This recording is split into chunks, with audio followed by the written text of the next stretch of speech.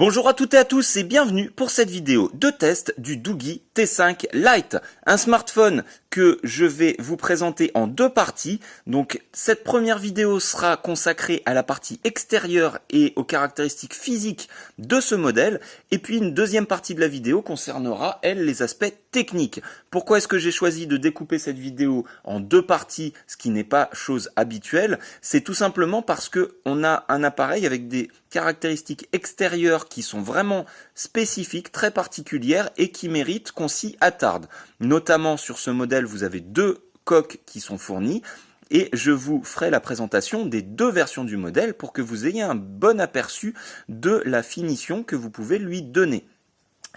Alors, on va attaquer donc sur la présentation extérieure de ce Doogee T5 Lite. Comme toujours, n'hésitez pas à commenter, à partager, à liker cette vidéo, ainsi qu'à vous abonner à ma chaîne pour suivre toutes mes prochaines présentations. Alors ici, ce Doogee T5 Lite, mais c'est la même chose pour les autres versions du Doogee T5. Il est en finition, donc aspect cuir, alors c'est certainement de l'imitation, ça ne doit pas être du vrai cuir, avec des coutures sur les côtés. On va retrouver sur la partie haute ici une plaque en métal, donc c'est du vrai métal, avec marqué Doogee. Ici vous avez le LED flash et la caméra. La plaque est fixée par 4 vis. Donc 4 vis qui vont maintenir la coque arrière sur le téléphone, qui vont vous empêcher d'enlever la coque arrière. Donc il faudra bien enlever ces 4 vis pour pouvoir ouvrir la coque. Vous voyez que le logo Doogee est souligné par une petite bande rouge qui donne vraiment un effet chic à ce téléphone. Même chose en bas, on va retrouver ici une petite barre métallique qui va reprendre un petit peu la forme, vous voyez, qu'on trouve en haut, et qui présente une fente tout simplement pour laisser passer le son du haut-parleur. De chaque côté, à droite et à gauche, cette barre est maintenue par des petites vis également qui servent à maintenir la coque arrière. Coque arrière qui donc est amovible une fois qu'on a démonté ces petites vis. Ensuite, eh bien, alors, je vous le précise quand même, les vis ont été enlevées par mes soins avant la présentation, tout simplement pour que je puisse vous ouvrir le téléphone et vous montrer également l'installation des deux coques. Sinon, ça aurait été un peu trop long de tout dévisser pendant la durée de cette vidéo. Sur le côté droit, on va retrouver donc une finition, alors moitié métal, donc en haut et en bas, ici. Donc c'est du métal, avec, vous voyez, des vis qui vont maintenir. Donc sur le côté, on a deux vis, mais on va en trouver également sur le dessous, ici, vous voyez, de chaque côté. On va revenir donc sur notre côté droit avec, pour la prise en main, eh bien, vous avez une barre en plastique avec des reliefs. Je ne sais pas si vous les voyez sur la vidéo, donc c'est légèrement en relief, c'est très agréable en main. Et puis vous allez avoir donc les boutons, donc 3 boutons. Bouton Power On Off, le bouton Volume Plus et le bouton Volume Moins, avec des aspects, vous voyez, aspect boulon un peu, donc vraiment pour donner un côté baroudeur à cet appareil, et c'est vraiment ce qui reste comme impression. On a l'impression d'un appareil très costaud, très baroudeur. Sur le côté gauche, on va retrouver la même chose, donc la finition plastique au milieu et finition métal en haut et en bas, toujours avec les vis de fixation, ce qui veut dire que ces deux parties, les deux parties latérales sont amovibles. Sur le dessus, on va trouver ici, vous voyez, des caches en caoutchouc, donc qui vont s'ouvrir pour donner accès à une première trappe avec une connectique micro USB. Donc ces trappes en caoutchouc sont maintenues, vous voyez, par un point unique. Alors, est-ce que à l'usage, ça va être suffisamment solide pour tenir? Est-ce que ça risque pas de se casser au bout d'un moment? J'ai quand même quelques doutes là-dessus. Malheureusement, à l'usage, ça risque d'être un petit peu fragile. En tout cas, ça se ferme bien, ça referme vraiment bien l'appareil. De l'autre côté, la même chose, on va pouvoir ouvrir ici et accéder à une connectique jack 3.5. Même chose, c'est toujours une attache simple, donc un seul point d'ancrage, ce qui risque d'être à la longue un peu fragile. Sur le dessous, on va trouver toujours notre finition, donc plastique. Alors c'est plastique, c'est du plastique caoutchouc. Hein, c'est un peu, alors sur le dessous assez dur quand même, mais voilà, c'est pas du plastique bas de gamme, on va dire. Hein, c'est quand même du plastique assez travaillé. Le microphone ici sur la partie basse. Enfin, en face avant, on va avoir une caméra, des sensors, et puis on va retrouver les boutons, donc boutons qui ne sont pas rétroéclairés malheureusement, et on n'a pas non plus de LED de notification d'ailleurs sur ce modèle. En façade, donc la grille ici de haut-parleur est également assez travaillée. Alors là pour le coup c'est pas du métal, c'est du plastique, mais vous voyez elle a un aspect assez sympathique. L'ensemble a quand même un look très solide, très costaud. On est vraiment là sur quelque chose qui donne une sensation de solidité, vraiment, de robustesse. Et ça se confirme lorsqu'on le met sur la balance, puisque c'est un téléphone qui pèse quand même 263 grammes. Donc c'est à prendre en compte, c'est vraiment un téléphone très lourd. Donc 263 grammes pour ce modèle. Alors, il sera un peu plus léger si vous choisissez l'autre version lorsque vous allez changer la coque, parce que vous le verrez sur la deuxième version de ce téléphone, vous n'avez pas les bordures en métal, et puis la coque arrière est plus légère également que cette version-là. Alors, on va enlever les protections latérales de notre Doogee T5. Vous voyez, donc on a dévissé au préalable 4 vis sur chaque barre. Ici, et de la même manière de l'autre côté, donc une sur le côté, une sur le dessous. On dévisse nos deux barres, donc on ne peut pas se tromper, il y en a une qui a 3 trous pour les boutons, l'autre n'a aucun trou. Donc pas d'erreur possible. Une fois qu'on a enlevé ça, vous allez avoir accès sur le côté ici, donc au bouton que vous pouvez également retirer si vous le souhaitez. De l'autre côté, on va voir donc ici qu'on a les trous qui concernent les vis, tout simplement. Vous n'avez aucune trappe, vous voyez, il n'y a pas d'emplacement SD ou d'emplacement SIM sur les côtés. Ils vont donc se trouver au-dessous de la coque arrière. La coque arrière s'enlève par le bas.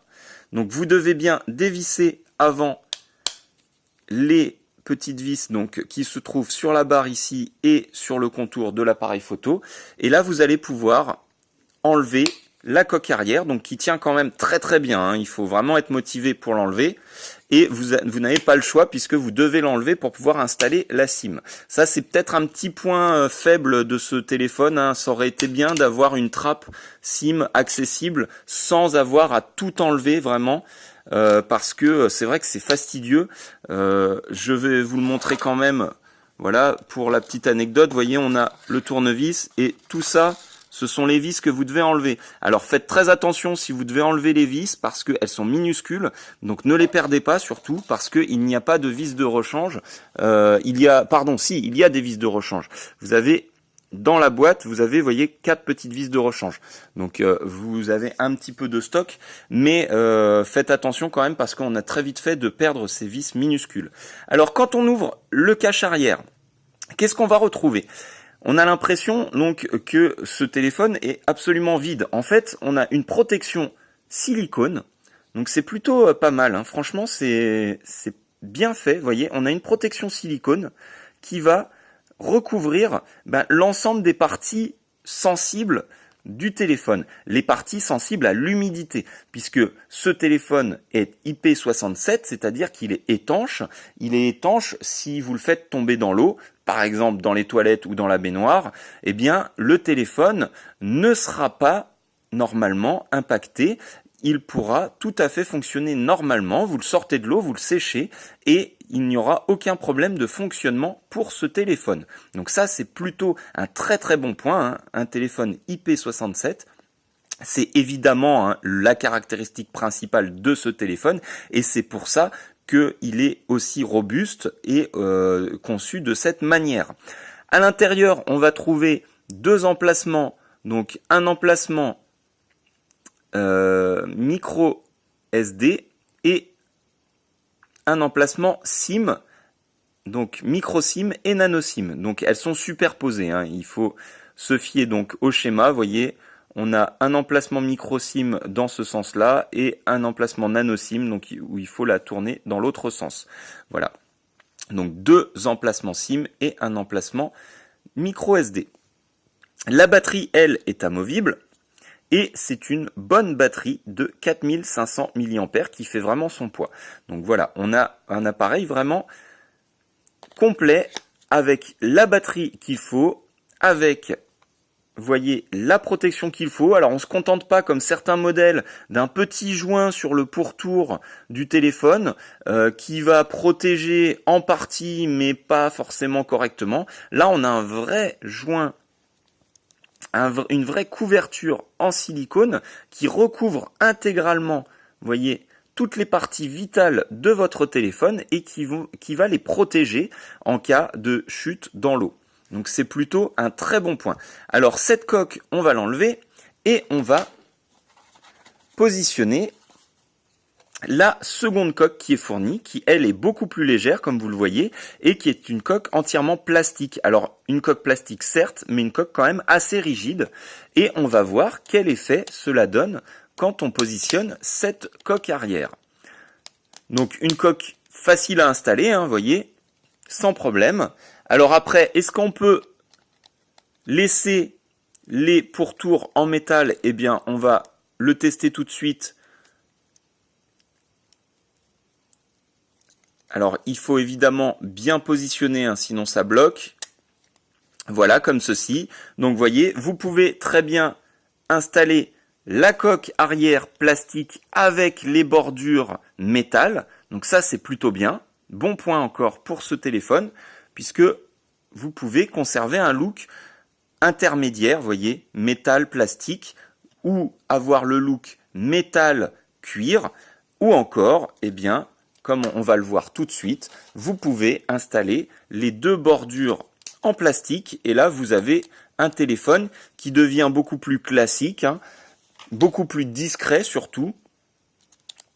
Si vous voulez jouer la sobriété, alors il faut trouver évidemment le bon sens pour les installer, comme ceci.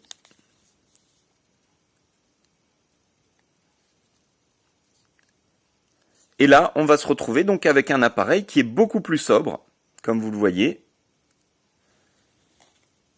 Un téléphone qui va, vous voyez, être très pour le coup, sage, avec simplement les boutons ici qui vont rester quand même en relief et donc avec cette forme de boulon, pour rappeler quand même le côté un peu baroudeur. Mais vous avez vraiment deux looks complètement différents possibles pour ce modèle. Voilà, c'est tout pour la présentation donc de l'extérieur de ce Doogee T5 Lite. On va en finir par les dimensions quand même de notre modèle. Alors des dimensions qui sont évidemment assez imposantes puisque on est sur du 79 mm de largeur, une hauteur de 154 mm et une épaisseur assez importante également puisque on est sur un appareil qui fait 11 à 12 mm d'épaisseur. Vous voyez, donc un appareil qui est quand même très imposant, avec même une épaisseur légèrement supérieure si vous utilisez la coque cuir, puisque avec la finition cuir qui est par-dessus, eh bien ça épaissit encore d'à peu près 1 mm, surtout que vous avez également les parties métalliques qui viennent encore rajouter une surépaisseur. Donc là on sera sur du 13-14 mm hein, avec la coque arrière en cuir.